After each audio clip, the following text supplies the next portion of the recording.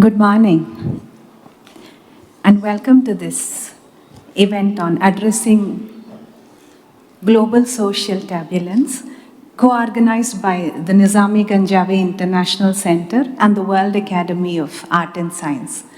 On behalf of the Academy, I thank NGIC and the entire team here, Roshan Muradov, Ilaha Ibrahim Lee, Togrul Akbar Lee, for their months and months of effort, coordination, and this organization. And I thank every one of you here who's accepted our invitation. This is the fifth side event that WAAS is co-organizing as part of the Global Baku Forum. The previous one was exactly a year ago, as we just saw in the video now. I happened to meet a youngster in this forum a few days back, one of the young leaders who participated in the youth forum yesterday. And I told him about the academy, our study of social turbulence, how we're trying to find the causes, the solutions. And immediately he asked me, oh, what have you found out? What is the solution? And I wished I could, tell him, oh, this is the solution. All you need to do is this one thing and everything is solved. We know it is a lot more complex than that. We are at an unprecedented point in history now. The speed of global social evolution is tremendous. The contacts that we have between people, societies, cultures is like never before. And so the interdependencies, the missiles and the drones that are being launched in the Middle East are said to be landing in villages in India, Pakistan, Sri Lanka, Nepal, Bangladesh, and the other regions, because everybody here in these parts knows someone or knows someone who knows someone living and working in the Middle East. At the same time, we also have greater productive capacities and opportunities like never before. In 2015, all the nations of the world got together and agreed on a global plan of action through Agenda 2030, through the Paris Climate Accord. The entire global community joined forces to act in concert because at that time we realized that nobody could do this alone, individuals, groups, single country. We were all in this as one, but after the initial progress, we have seen a loss of momentum, resistance, even active opposition. So at the Academy, we're trying to study why this uncertainty, the fragmentation, polarization, breakdown of multilateralism, the loss of faith in institutions. Why are we making this retreat from global progress, and why now? And it is only when we understand the root causes, the deep drivers underpinning global turbulence, that we can have effective remedies that address the causes and not just the symptoms. So we have an entire day's program today, 6 sessions that look at social turbulence, the causes, the solution strategies, how to convert that into action so we can have impact at scale. And I hope by the end of the day, we will be able to tell the youngsters we meet, these are the solutions, go ahead and implement them. We'll begin with our inaugural session, where we have 3 incredible speakers we're very fortunate to have with us here, who will be making brief opening remarks that set the stage for the rest of today. Our first speaker is Dr. Vaira Viķe-Freiberga, co-chair NGIC, former president of Latvia, and a fellow of the World Academy of Art and Science.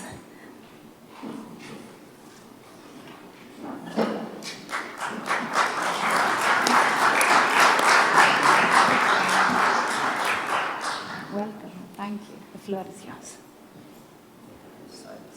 Okay. Happy. Thank you, Madam Chairman. Ladies and gentlemen, good morning. We live in turbulent times, but if you reflect upon it, when has the world not been turbulent? I think that the waves have been taller or smaller, the winds stronger at some times than at others, But altogether, looking back on history, we do not see a great deal of peace and tranquility. Indeed, the period after the end of the Second World War was one of the rare periods when the world seemed to have stabilized. The decolonization of former empires was proceeding with relatively little violence, although, of course, the war in Algeria was a bitter, prolonged, and bloody one between the French and the Algerians. The influence of scientists, thinkers, and opinion makers in that period was felt, I think, daily. Hannah Arendt talked about the banality of evil, to understand, try and understand and explain how the Holocaust could have happened. There were other thinkers. The French had their intellectuals. Meanwhile, there wasn't a corner of the globe where you wouldn't find some kind of conflict. And the conflicts are usually caused by the same recurring primal forces, you might say, of human nature. One of them is ideology. And ideology is, in a broad sense, of something where you have a received truth, particularly religious truth, that you claim comes straight from heaven, from superior supernatural powers, and that correct and indisputable truth has to guide your life and has to be the basis for society. And it has served well in many ways. It has created civilizations, but it also has been a cause of conflict, because whether you have writ or oral tradition, there's always the possibility of different interpretations. And so if today you have Shia sometimes having armed conflicts with the Sunnis, definitely Jews against Muslims, Christians of various sects, despising or denigrating each other. You also have political ideologies that can serve the same purpose.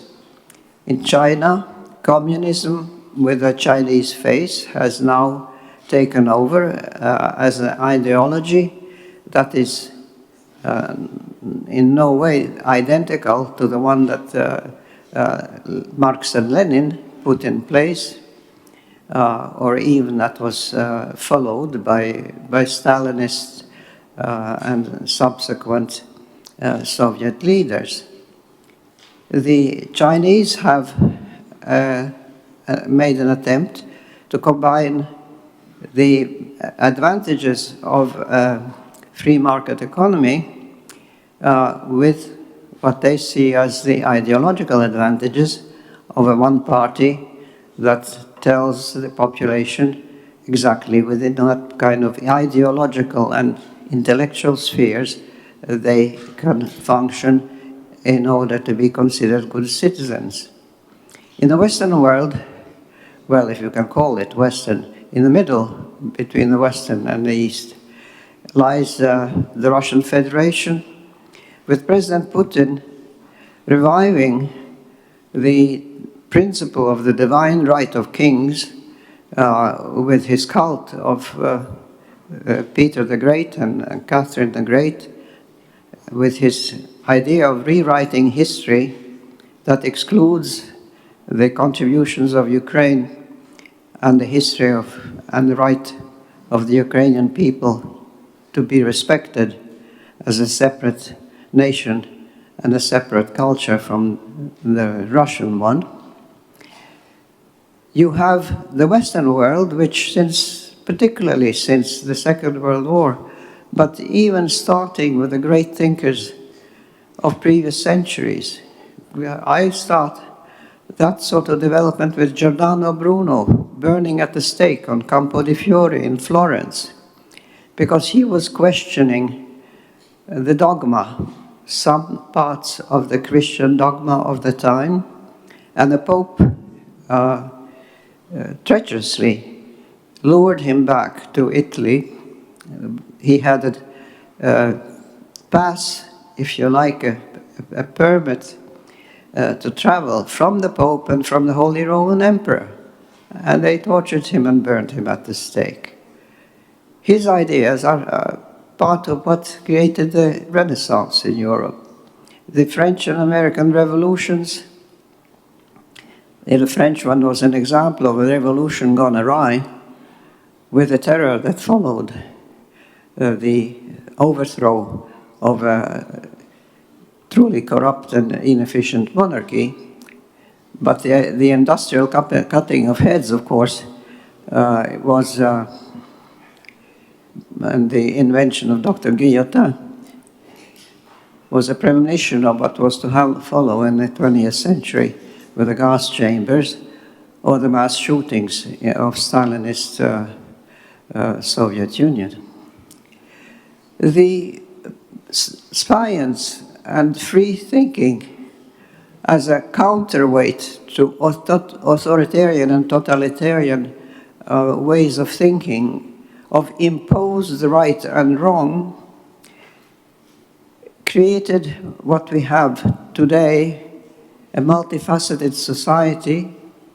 But as one of our panelists yesterday pointed out, when you have diversification, it is a joy and a richness to behold, but at the same time it is a fragmentation. And the way to combine the freedom of expression, the freedom of pursuing truth, of doing research, yet being able to subscribe to certain values that we do hold in common because we have freely accepted them and subscribed to them. Well, the thing is, it is a consensus, and what we're seeing in the United States of America today is that I see Donald Trump destroying American democracy. In a very short time, he has torn down a house that's taken 250 years to build. The Ballroom site at the White House is, in a way, is a symbol of the destructiveness of his approach to governance. And the dangerous thing is that what we see under the Trumpian administration is an attack on free speech, an attack on reporters. Hardly a day goes by that an esteemed reporter of long experience leaves one of the mainstream media. Universities were first to be attacked for not having right think imposed on their students. And it doesn't matter what the issue is. The essence of the matter is not the content of what is allowed or forbidden, but the very fact of imposition and of restriction. Science developed and came with all its contributions, together with the development of technology as a tool for it, because it went wherever the facts and the reality took them. It is a way of looking reality in the face, accepting it, and then seeing what can be done about it. It does not say in advance how the human body works, as for centuries people did, and doctors killed more patients than died natural death. The acquisition of knowledge about everything, about the world, comes if you can accept reality. And here again, when I watch the clips of President Trump giving counterfactual assessments of a situation, stating counterfactual figures and facts that simply do not exist or do not exist in that form, and that this is presented as news, to a presumably believing public is simply my hair stands on end when I see such things developing in a country that was, after all, seen as a city on a hill and a leader of the free world. So I think that in order not to get burned to the stake and not to be tortured and have hanged and cut up and so on, and we still have executions in Iran going all the time. Not just killings of demonstrators on the street, but regular executions of prisoners.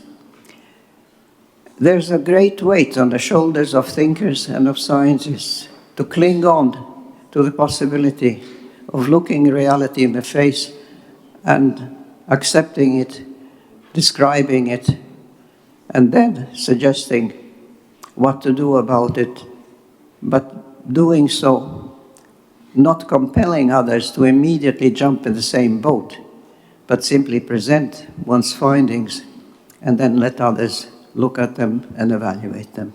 That is because science is an open system and all ideologies are closed systems which restrict the evolution of human behavior and human understanding. Thank you.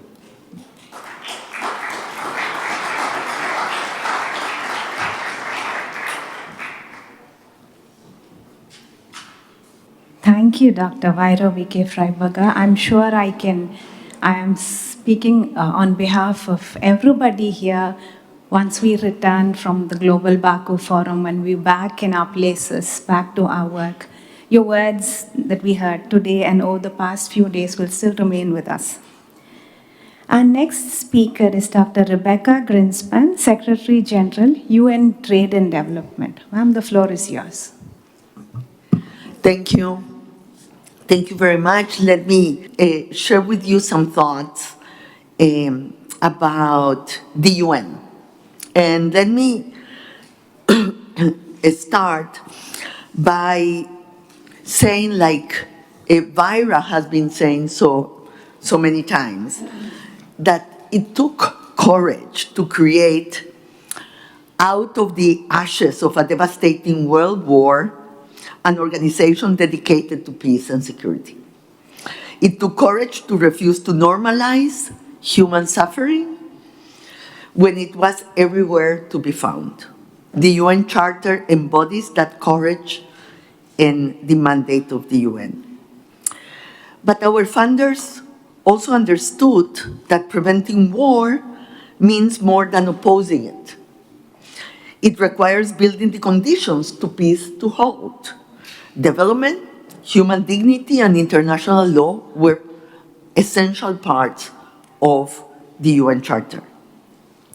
And in 8 decades, the UN and the nations it serves have made huge strides towards peace that holds, lifting billions out of poverty, delivering emergency relief, protecting fragile ceasefires, and building frameworks of cooperation that deliver shared benefits.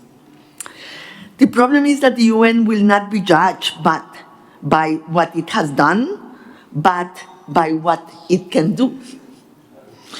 And today, we are falling short.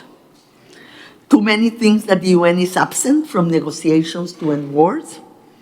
It is seen as too distant from the daily needs of people, focus on reports, maybe that few read, and meetings that few notice. Too many no longer believe in the UN's capacity to deliver peace or development. None of this is easy to say. Not all of it is true either.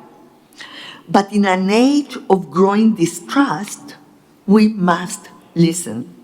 And we owe to the governments and people we serve to raise to this crisis of faith and trust. As was said, new powers are emerging, geopolitics and geoeconomics are becoming one, and the risk of fragmentation is real between blocs, between systems, between visions of the future. And Here, let me say that one part of this is the rise of the Global South. You have heard me many times saying that. Today, if you look at trade, for example, 30% of trade is South-South. 30% of trade is North-North. For the first time in 2 centuries, South-South trade is so important for global trade. If you look at foreign direct investment, 40% of foreign direct investment comes from the South. If you look at the weight of the South in the global economy, you will have that they represent at least 40% of the global economy.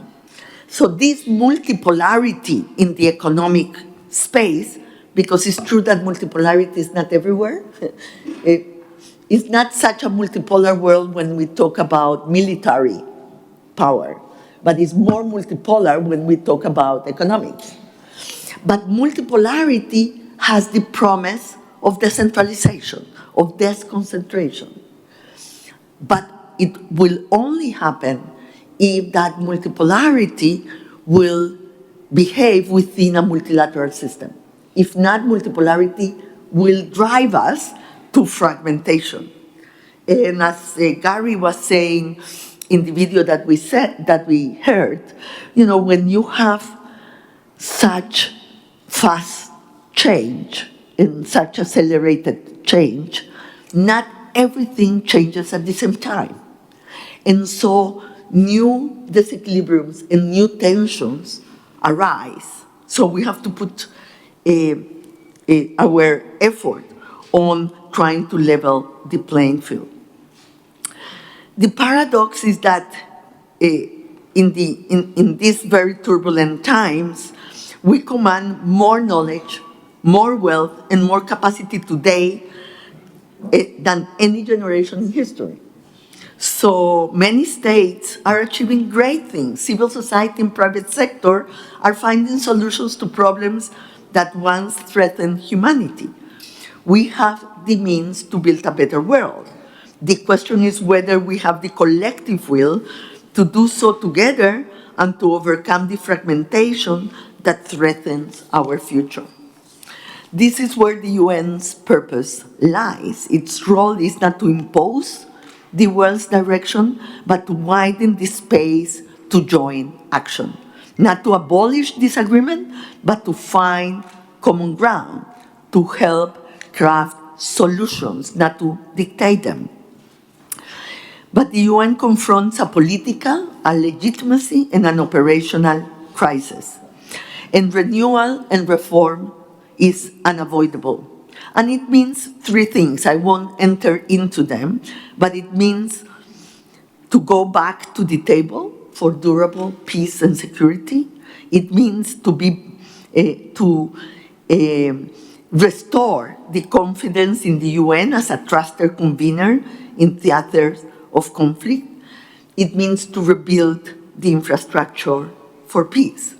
And here, let me just talk 2 minutes about what it means to do that today. Taking as an example what is happening in the Strait of Hormuz, because I think that we have a similar test that we faced when we had the crisis in the Black Sea. And so we need today in the Strait of Hormuz a targeted diplomatic effort facilitated by the UN and supported by key countries to focus on a limited but urgent objectives, that is, ensuring safe and free navigation for commercial vessels while protecting the civilian infrastructure that underpins global energy and trade flows. Just as importantly, it could provide a diplomatic off-ramp, a step towards de-escalation that averts shocks to the global economy while offering the parties a pathway back towards dialogue. This will require serious engagement with all relevant countries to assess the timing and space for what I call pragmatic diplomatic solutions. Safeguarding navigation through the Strait of Hormuz would not resolve the region's complex tensions, we know. But it could prevent a geopolitical crisis becoming an economic global shock and demonstrate that pragmatic cooperation can still protect the world's most vulnerable while reopening a path towards diplomacy. I really think that this is a critical moment for the UN to act, that we have to call for action, and that we are on the steps of a global crisis that will affect again the most vulnerable countries that are not part of the conflict that will suffer the consequences, not only because of energy, but also because fertilizers and food. The crisis of fertilizers in a moment where many countries are preparing to plant because they are in the plant period will really make a crisis of food vulnerabilities in the future. So I hope that we can unite our voices, push for a diplomatic solution, and ask the UN to intervene immediately in the Strait of Hormuz. Thank you very much. Thank you, Dr. Rebeca. Grynspan, powerful words that very beautifully set the stage for the rest of today. Our next speaker is the President and CEO of the World Academy of Art and Science, Garry Jacobs. Over to you, Garry. Good morning, and my thanks to Ishmael and Vaira and Robshan and the team at NGIC for again giving us this opportunity. As Janani mentioned, this is the 5th side event we have had at NGIC, but I want to go back a little further to the first time I was invited to a meeting here, which is in 2013, and how much I have personally and the Academy has benefited from these meetings. I've never fully had an opportunity to express before. And I want to say, in all seriousness, that the subject that we're discussing today and the subject we've been working on for the last 2 years is a direct result of the discussions that have been taking place here. And I'm sure we're not the only other organization that has benefited from this networking and this communications. And I think it's important for those who have come and spoken so much to understand that these forums don't end with the dinner on the final night. They have repercussions and results throughout the year. And that's certainly the case for us. And I'm going to tell you a little story because I think it's your story as well. In the same year where I first came to Azerbaijan, to Baku, a few months later, with our dear colleague and a longtime member of NGIC, David Shikvaidze, when he was chef de cabinet at the UN in Geneva, through his help, WAAS conducted a meeting in collaboration with the UN in Geneva in June 1st, 2023, on the theme of global challenges and opportunities. And I'm not going to go into detail except to say we spent the next 10 years studying those challenges and opportunities and working on, in detail, on recommendations and strategies and how they could be addressed. We were invited back to Geneva in 2020 when Tatiana Valavaya was the director in Geneva in order to explore what are the implications of this for global leadership and how we have to come up with new strategies for global leadership. But all of that's a background, because the real reason we're here today on this topic is something that was said 2 years ago at the Global Baku Forum, when the phrase global turbulence was projected. And this global turbulence made evident to us, to me personally, that all the work we've done in the previous 10 years wasn't enough. Because all that had it added up to, all that we had anticipated, all that we had planned for, left some fundamental questions unanswered. And so for the last 2 years, we've been trying to understand what we had missed, what are those questions, and what are the answers. And that brought us back here last year, where we did a side event on the same theme, and you saw some video excerpts from it, just to give you an idea. And after that, this video was shown at 2 other events that we did, one with the Arizona State University and the other one, again in collaboration with NGIC, a online 4-day conference hosted by WAAS in partnership with NGIC and some other 10 organizations, exploring and developing further the ideas that started with what we heard here 2 years earlier.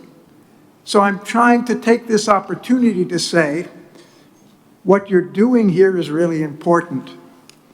And you can't judge it by what do we take away individually, because it has impacts that go much further.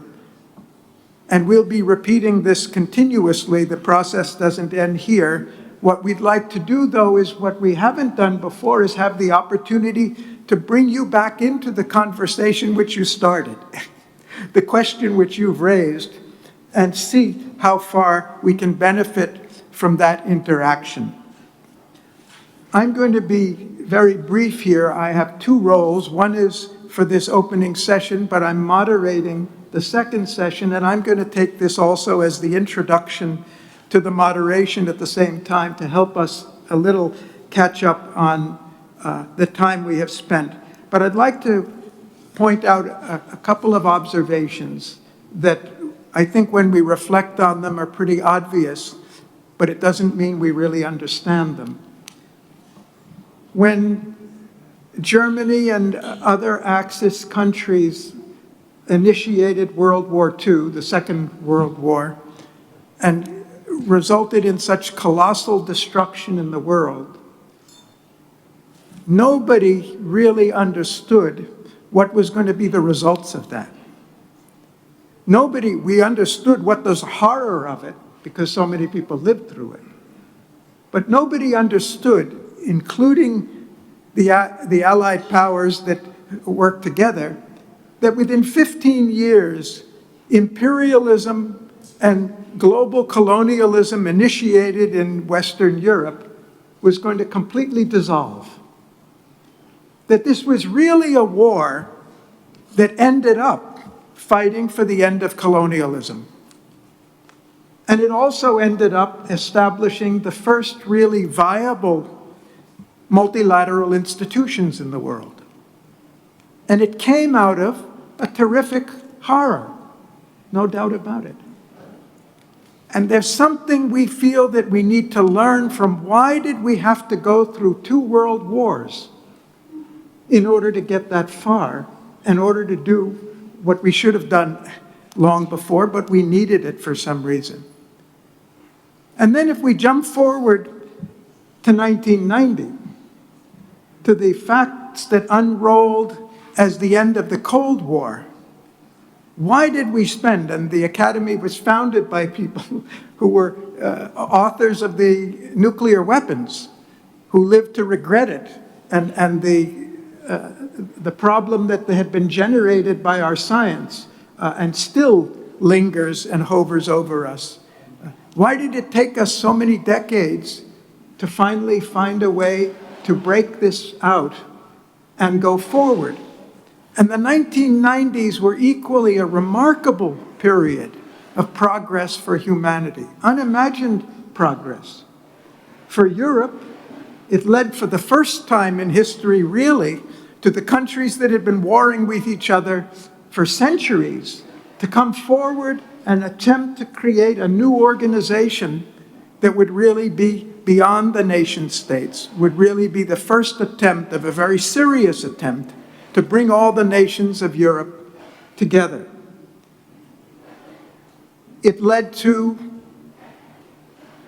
dramatic reduction in military spending, 1/3 reduction within 3 years, dramatic reduction in nuclear weapons.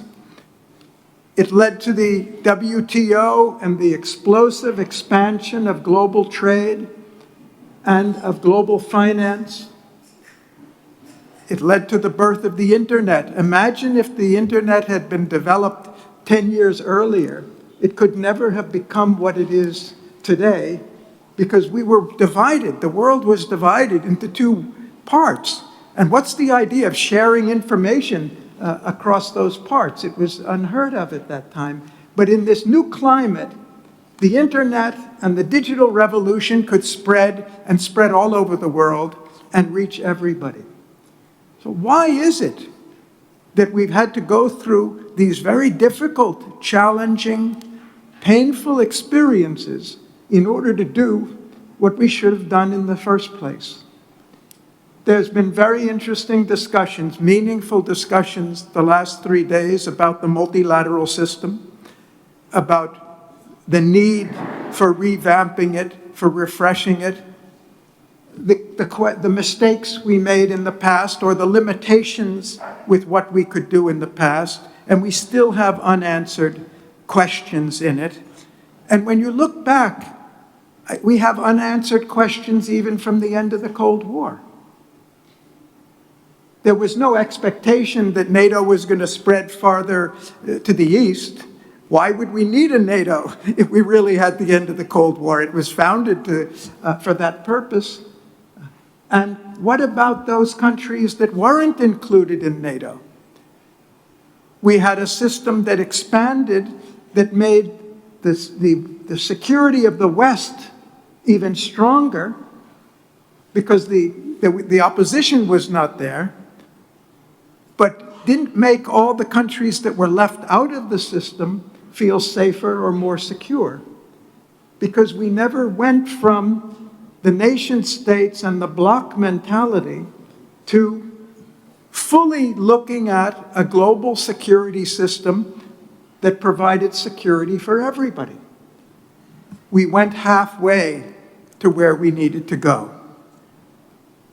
And then jump forward to 2015, which Janani mentioned, with the Agenda 2030, 17 Sustainable Development Goals, the Paris Accord on climate, unprecedented event in history, where 193 countries have come together and agreed on a plan of action to address the issues for all of humanity with a consensus as to what would be the goals and what would be the targets for that. And yet, we never expected, we were counting the progress every year to see where it's going, and in the first few years it was encouraging, and then suddenly we ran into a wall. Not one wall, first it was COVID, and then it was the invasion of Ukraine, and then now we're in the Middle East and everything. What do we need to understand about these issues? About the incomplete steps, the questions that we have not properly addressed. We at the Academy believe this is very necessary because the turbulence, we believe, and we're going to discuss it and share ideas and listen to yours, we believe the turbulence that we face today is a reflection of the unfinished business, the questions we haven't answered properly. And the fact that whenever in history, I cited these 3 examples because they're a pattern. Whenever in history we have a remarkable step forward, it also always seems to be followed, sooner or later, by a reaction and a resistance and an opposition of things that we took for granted or left out of the equation. And we're doing this now because we think to really address these questions, we have to be sure we've got solutions that meet the needs at a deeper level. The conclusion we came to was that solving the problems which we've been trying to do for 10 years is not enough if we don't get down to the root causes and the deep drivers of global social evolution. And this is not intended as a criticism of the remarkable work that's been done and the remarkable achievements of humanity. It's only a reflection on there's more we need to understand. And how can we expect our leaders today to solve all of the problems we have if we haven't a clearer understanding of this process of global social evolution? Never before has humanity been so closely related, so much interlinked, so independent with one another, so much in contact with each other as we are today. What do we need to learn about this process?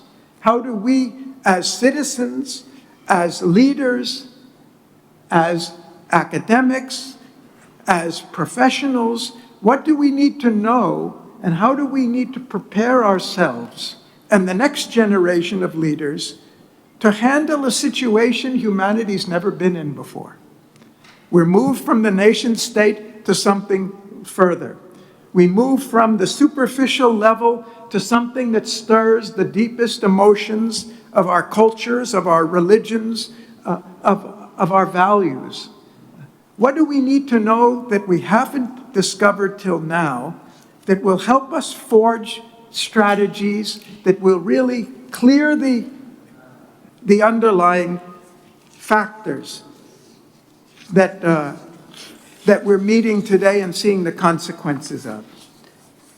So I'm just trying to frame a context for what we would like to discuss for the next one day. And I'll do it just summarizing. I'll end it by summarizing with a few questions. There are many, many questions that are important, but which questions we think are central to the discussions we're here for. How can we address the root causes of rising levels of insecurity, polarization of society, and violence? And that question arises because we think this turbulence reflects some deeper level disturbance in spite of all our progress. And what are we going to do to address that? Why has human security, as embodied in the 17 SDGs, lost its prominence in the public policy? If that turbulence is related to human insecurity, how are our actions now going to address those root causes that are generating it? What are the reactionary forces opposing the completion of Agenda 2030? Why, after a few years of dramatic progress, we started meeting the wall and the opposition and distractions now that make it very difficult to even concentrate on and to finance the SDGs?